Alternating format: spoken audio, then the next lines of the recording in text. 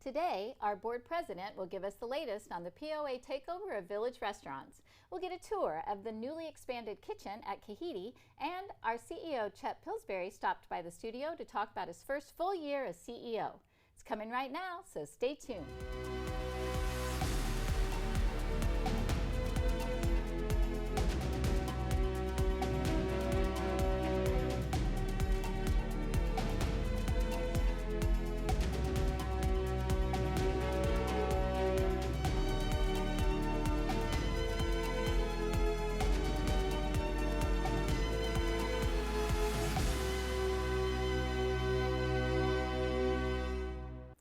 Welcome to the Tellico Village Quarterly POA Board Update.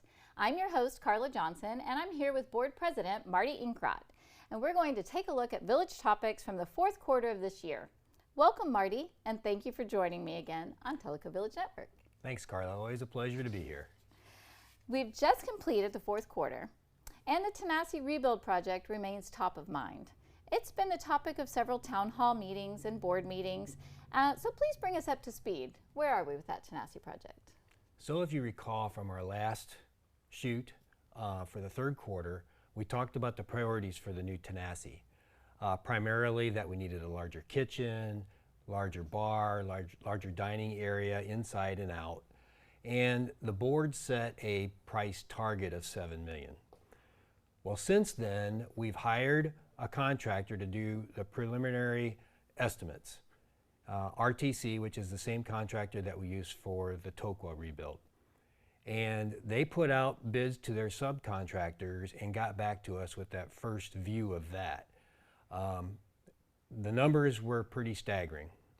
So it doesn't look like $7 million is going to be adequate. So what the board is doing now is basically looking at the information that we have and trying to figure out what our next step is going to be. Do we continue on or do we reconsider what we need to do? So that's all in process, and we'll be communicating that as soon as we have any further information. Great. Well, thank you. We'll keep following this important project and keep our viewers updated. So you told us during the third quarter update that the board has approved the POA taking over management of the Village restaurants.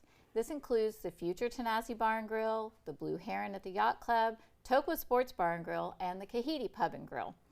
This management change is effective on January 1st, 2024. When property owners visit the restaurants, what differences should they expect?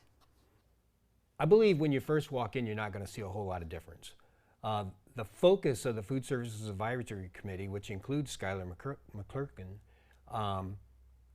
is looking at service. That's the primary focus. So hopefully everybody sees that as a big change right from the start. The other thing that the Food Services Committee is looking at is what are our menu options and do those need to change and how often and things like that. So that'll be coming as well. So I believe it's going to be more of an evolutionary thing as we go along, taking into consideration any of the feedback that property owners give, people that go to the restaurants. So the whole idea is to make it a place that property owners want to go to. Just if you look at Kahiti and what's happened there over the past several years, that's what we want to have happen throughout the whole village. That'll be great. Now you mentioned Skylar McClurkin, and when you said he is included in the advisory committee meetings, and Skylar, as you mentioned during the third quarter update, has been named as the Food Services Director. Is that the correct title for him? Yes, it is. Okay, and he was formerly the manager of the Yacht Club, so people are familiar with Skylar from his time here. Yes. So, and the Yacht Club will be closed for 2 weeks, right? The first 2 weeks of the year? Yes, one of the things that Skylar really wanted to do was be sure they made a really good first impression. So the whole idea there is to get the whole staff together, go through training, go through all the steps and processes that they want to do when they open day one. So traffic during that time period is relatively light anyway, so we all think it's a really good idea to get off on the right track, so I believe this is a very good move. All right, great. So we'll watch the telegram for that closure and when it will be reopened. Is that where that will be announced? Yes. Okay, perfect. So speaking of restaurant closures, the Kahiti Pub was closed for about 7 weeks in November and December so that construction could be completed on the kitchen expansion. we paid a visit to pub manager Angie Day, who gave us a tour of the new and improved model. We got probably double the space that we had before. We have a whole new dish area. We have 2 stations where we can put orders in, which makes it a lot nicer. And right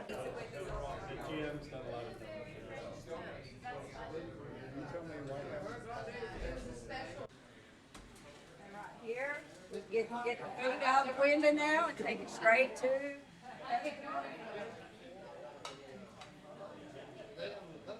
and right here's the edges where we put our wines and our beer. Right here is our salad coolers. This is where we can kind of make salads and we can get all the dips and this is extra storage for us. And then go back here. And this area from this wall all the way back was what we gained. And this is our new dish area. Right here's our new pizza oven where we're going to be making new pizzas starting today. And this is an auto sham.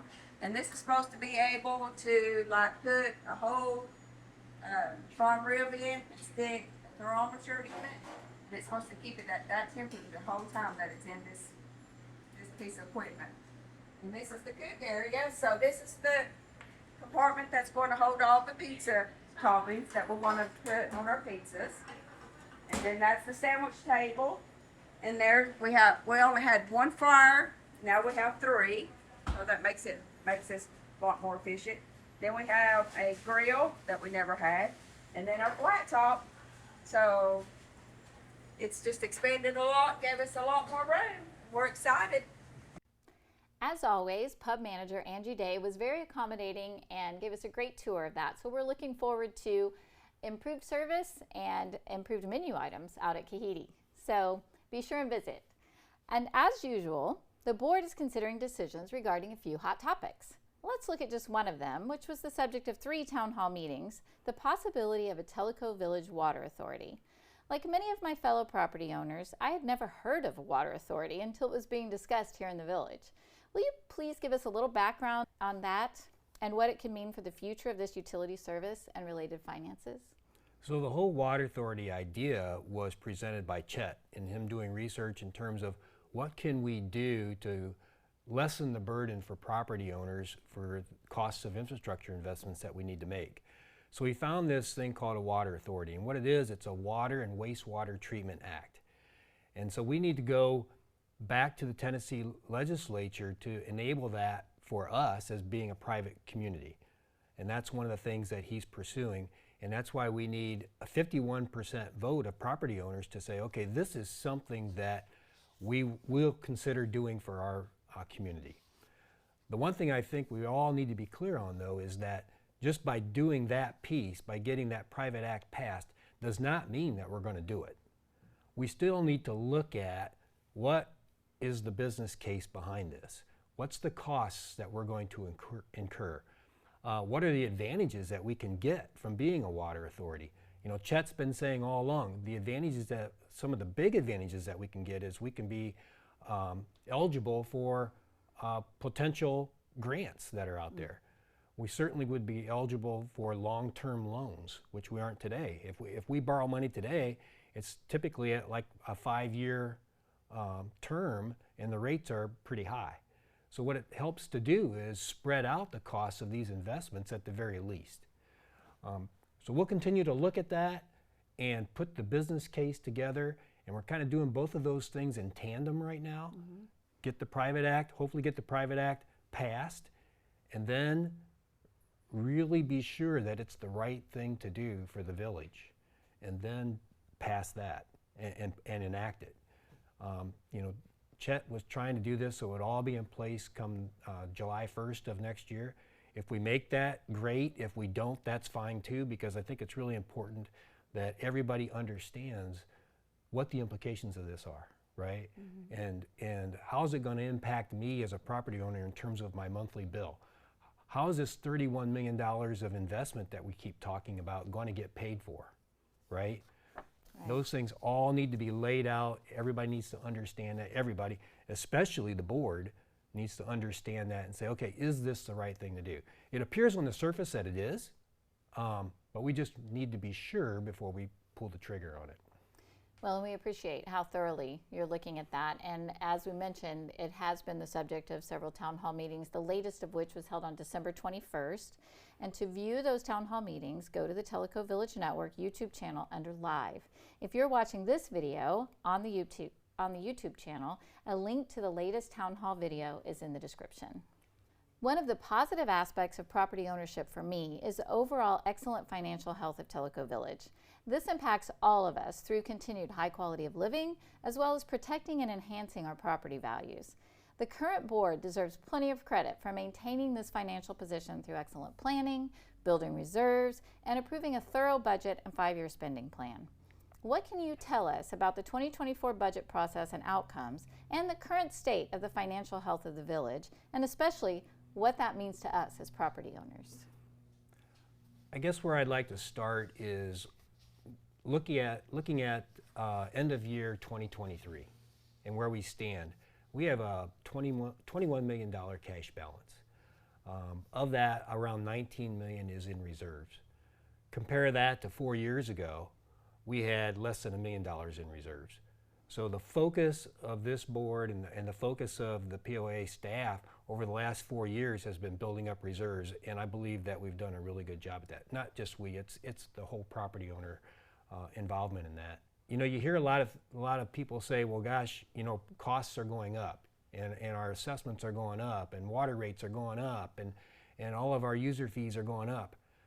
Well, that's the reality of the world we're living in today. Mm-hmm. It really is, and believe me, the board doesn't want to increase costs if we don't have to, but we also have to be fiscally responsible, and we also have to look at what's coming up.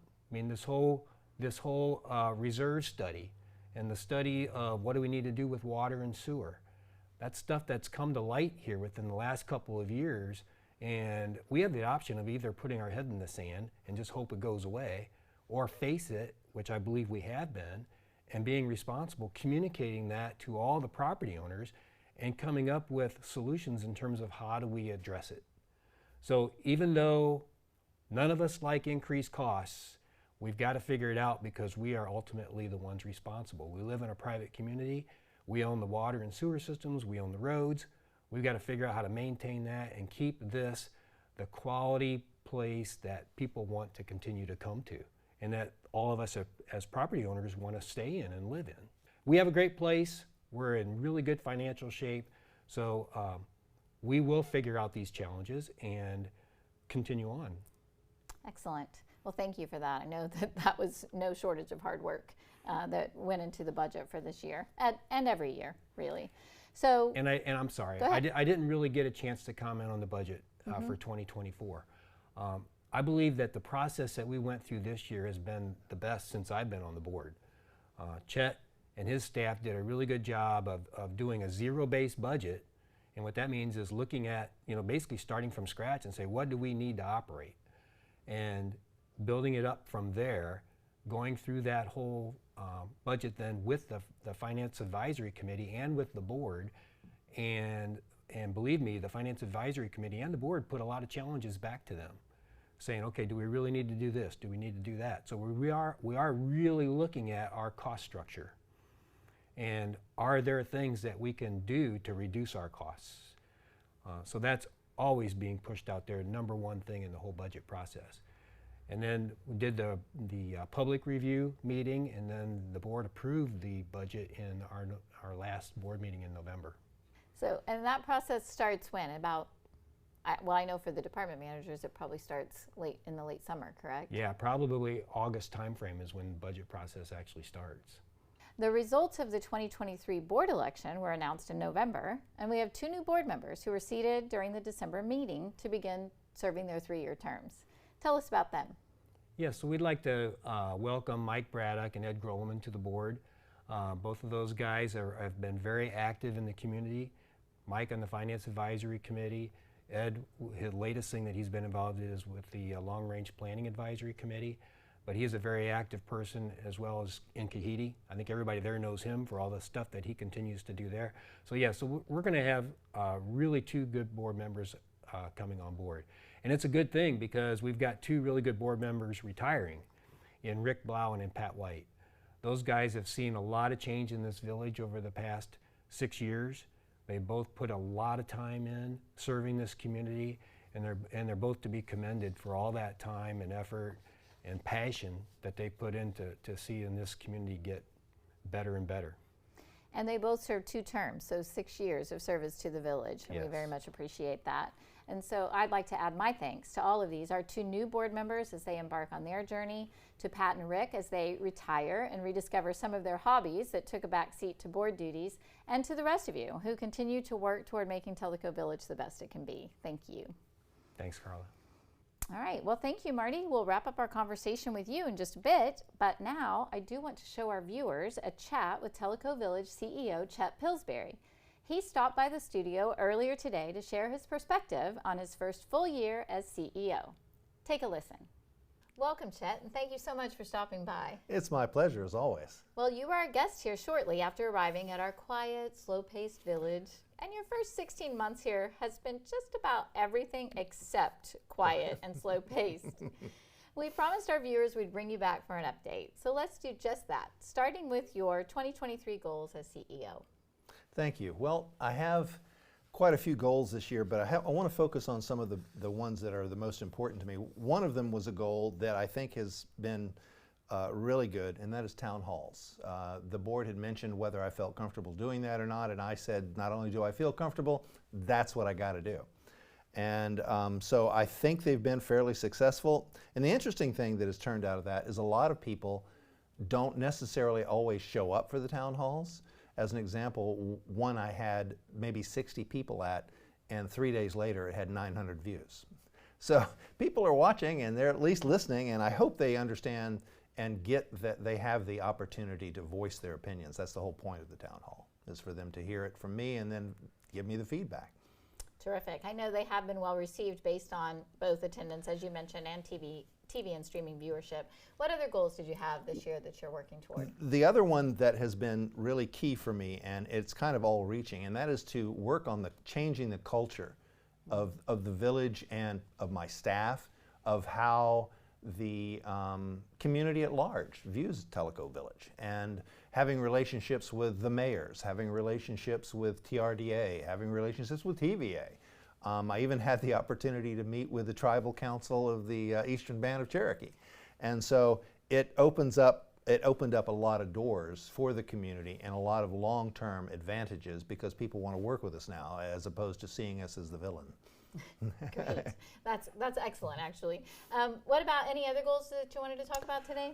I'll always have the same goals, to be honest, and that is to try and constantly find ways to improve the community, to improve cost, to improve staffing, communication levels, and all of those things. You know, you work at them, and sometimes you go forward and sometimes you go backwards, but the only way you learn is by trying. And so that's been my goal, is to try these different things. And we'll talk about several other things like that coming up, I'm sure, that were one of those things to try and look at and see if it makes sense or not. In addition to working toward completion of your goals, your almost year and a half at Tellico Village has had no shortage of major events and hot topics. A major challenge right after you started was the tragic fire at the Tenasi clubhouse. Marty has provided us throughout the year with updates on the rebuilding process. Do you have anything specific to add from your perspective? From my specific perspective, we're at that point where we are evaluating the costs, what the budget has come in as, and the cost for the building itself. And once we put all that together, we'll be able to present that to the community as a whole. So right now we're in the hard part. How do we make this happen? All right. Another hot topic is the POA taking over management of village restaurants. What's your take on that? I think it is probably the best thing we could do, because in every situation that you listen to the homeowners and what their consternation is about food or their pleasure about food, it's become down to, we need to have control, and the association wants to have control. And it is a service that is important to our community, and we want to do it really well. And so the only way that the staff and the committees involved felt that we could do that is by bringing it back in-house. And they went out, we went through a whole process of vetting other vendors to come in, and the current vendor. And after that was all said and done, we determined that it was just a better process, and will end up hopefully being a better product by bringing it in-house. Excellent. And that also means that the revenue from the restaurant stays with the POA, correct? Well, that's that whole better for us thing is the revenue coming in. And we hope that in the beginning that we get our feet under us. And I know that there's a lot of fear because, and unfortunately this is before my time, but there's a history of us trying to do that in the past and it not working out well. And I think we've learned from those lessons, and I think we've gotten a better point of view about how we do that. And we also have a lot more people from the community involved in our committees that are giving us great advice, professionals who've done this all their life. And so I think that's going to give us an edge in making it really successful. Great. We look forward to that and forward to the property owners patronizing those restaurants and really supporting that effort. So, absolutely. Marty will spend some time during this episode talking about the possibility of a water authority for Tellico Village. Can you tell us exactly what is a water authority? How does it work? And how do you see, what does it take? What are the steps that it takes to make that happen? Sure. To explain a water authority, I kind of have to give you a little bit about what it's not and then what it is. And that is, there are things called utility districts, and there are things like a town, and then there are also water authorities. The difference is a utility district must be put in place by the county, with the county commissioners being the ones who put it in and put the board on place. The water authority allows me to be able to put in a government entity. It still has to go before the Senate because it is a private act. It's not put in by the county. The county actually doesn't have anything to do with it. And so the government has to put it in a private act for a water authority. And when that happens, that water authority becomes a government entity. Through that government entity, it opens up the door for them to have tax breaks and to have a lot of other abilities to get funds from different areas at different levels. And so that's where the finance part comes into it. The other item that comes along with the water authority is the requirement that the POA vote, 51% vote, that they want to convey the water authority, or excuse me, the water and sewer to the water authority. And that's why the community is being asked, is this something they want to do? Because it will take 51% of their vote. And that process, which is, and by the way, that is driven by our documents. That's not something I came up with or even the state legislature. That's straight from the documents. All right, so it seems clear that in your view this would be beneficial for the village. Do you see any challenges to making that happen for us? Well, there's a lot of challenges because I'm setting up a government entity, and once it sets, it runs on its own.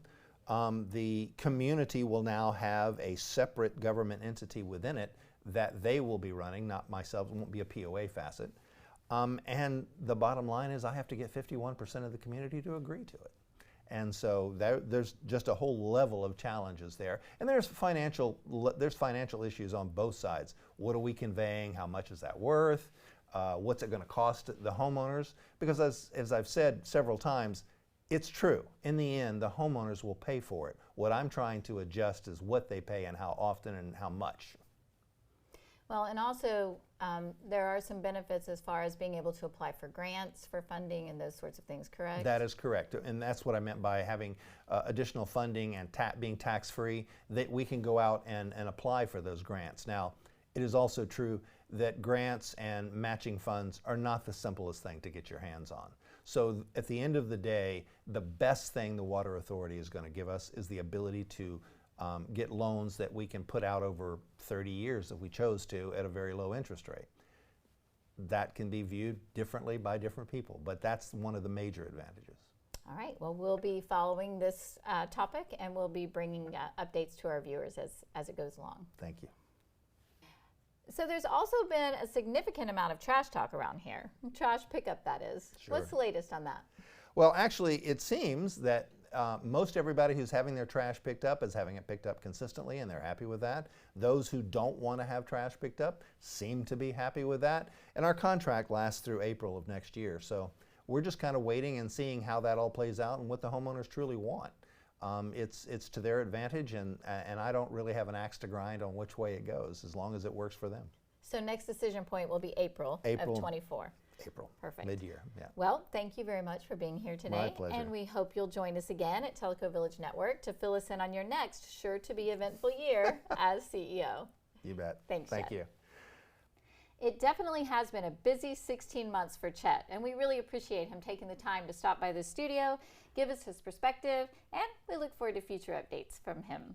Yeah, if you look back over the course of the last year and a quarter that Chet's been here, we've certainly had a lot of challenges that we didn't realize we were going to have when we were going through the hiring process.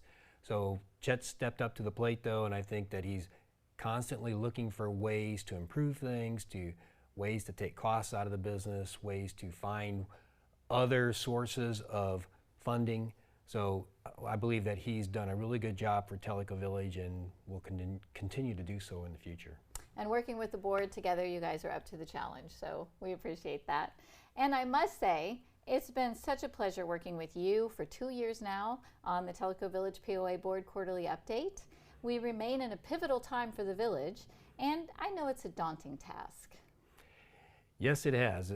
We've been faced with lots of challenges. The Tenasi fire, the growing infrastructure, and the burden on the infrastructure with the growing number of people that live here.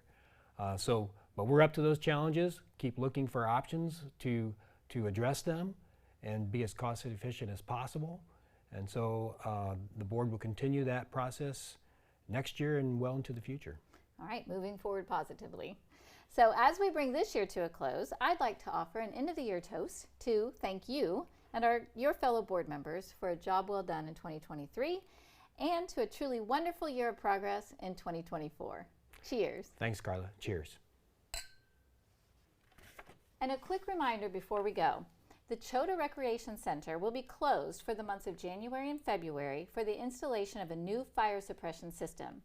Chota Rec is scheduled to reopen on March 6th. Be sure to watch the Telegram for up-to-date information about all facility closures. And thank you for tuning in to your POA Board Update. And remember, you can watch the live stream of board meetings as they happen or on demand later. Just visit the TVN YouTube channel under Live, and there you will find videos of past board meetings. Be sure to join us again next quarter for more timely topics. As always, thank you for watching Tellico Village Network. We'll see you next time.